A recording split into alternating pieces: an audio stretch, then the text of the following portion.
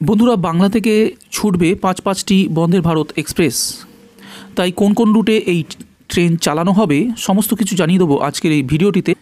তাই দেরি না করে ঝটপট একটি লাইক দিয়ে দিন, আর চ্যানেলটি সাবস্ক্রাইব করে নিতে ভুলবেন না এই ধরনের যাবতীয় আপডেট সবার প্রথমে আপনার কাছে পৌঁছে দিতে। প্রযুক্তিগত দিক থেকে শুরু করে যাত্রী স্বাচ্ছন্দ্য সব দিক থেকেই বিশ্বের আধুনিক ট্রেনগুলিকে প্রতিযোগিতায় ফেলতে পারে বন্দে ভারত এক্সপ্রেস। প্রধানমন্ত্রী নরেন্দ্র মোদীর মেক ইন ইন্ডিয়া স্বপ্ন সারা বিশ্বের দরবারে পৌঁছে দেওয়ার জন্য এই ট্রেনকে বিশেষভাবে গুরুত্ব দেওয়া হয়েছে। দেশীয় প্রযুক্তিকে কাজে লাগিয়ে গড়ে তোলা হয়েছে এই এক্সপ্রেস ট্রেনটি। ইতিমধ্যেই দেশের বেশ কয়েকটি রুটে এই ট্রেন চলাচল করছে।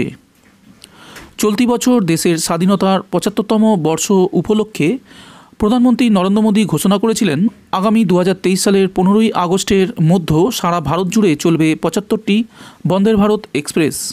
প্রায় ৩.৫ বছর আগে প্রধানমন্ত্রীর লোকসভা কেন্দ্র বারাণসী ও দিল্লির মধ্যে প্রথম যাত্রা শুরু করা এই ট্রেনের গতিসীমা এখন ঘন্টায় ১৩০ কিলোমিটার বেঁধে দিলেও ট্র্যাক পরিকাঠামো ঠিকঠাক থাকলে তা প্রয়োজনে ১৬০ থেকে ১৮০ কিলোমিটার পর্যন্ত গতিতে দৌড়ানোর ক্ষমতা রাখে। তবে খুশির খবর বাংলার জন্য, মন্ত্রকের আশ্বাস বন্দে ভারতে বঞ্চিত থাকবে না পূর্ব ভারতও।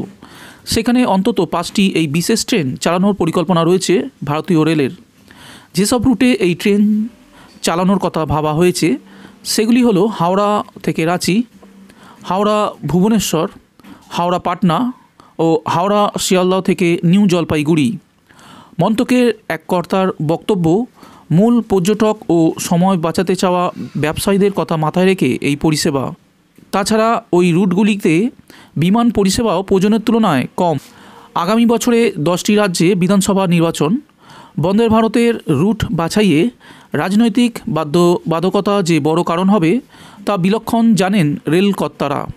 তাই পশ্চিমবঙ্গে পরিষেবা চালুর দিনক্ষণ বলছেন না, তবে এক রেলকর্তা জানিয়েছেন আশা করা হচ্ছে 6 মাসের মধ্যে অন্তত 2টি বন্দে ভারত দাঁড়িয়ে থাকবে হাওড়া স্টেশনে।